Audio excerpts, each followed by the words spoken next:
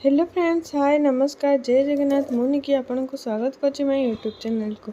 आज आम रोही माछर गोटे तरकारी बनेबा। यह अति सहज प्रणाली बनेबा।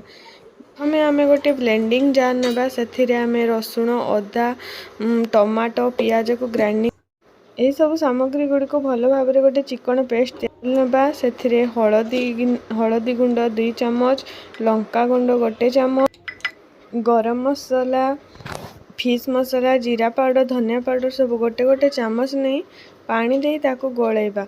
अल्प टिके तेल देवा जेपरिक मसला गुड़ाक बहलिया हब नहीं।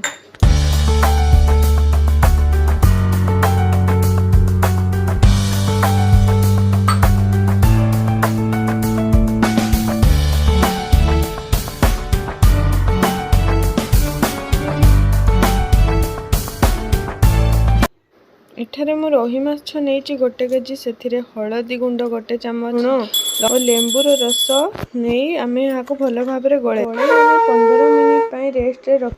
15 मिनिट पर कड़ई रे आम सरिष तेल नेबा। सरिष तेलर धुआं बाहर पर माछ गुड़ाक भल पकाई भल भाव छाणी।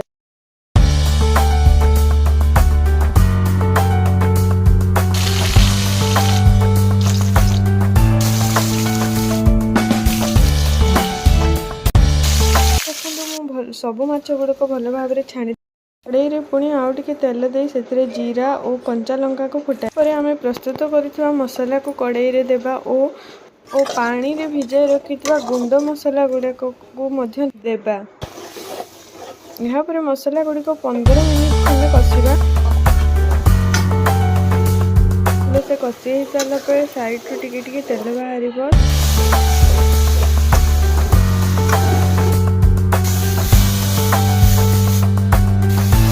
तापर आम केते झोल करबा आम ऊपर डिपेंड करे, से अनुसार आपण पानी देबे।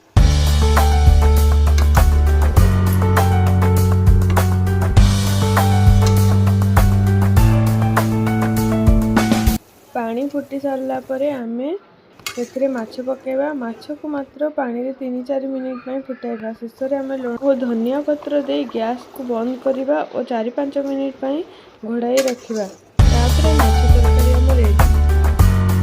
आप निश्चिंत ट्राए करेंगे। कमेंट सेक्शन में बताते किपरि होइछि।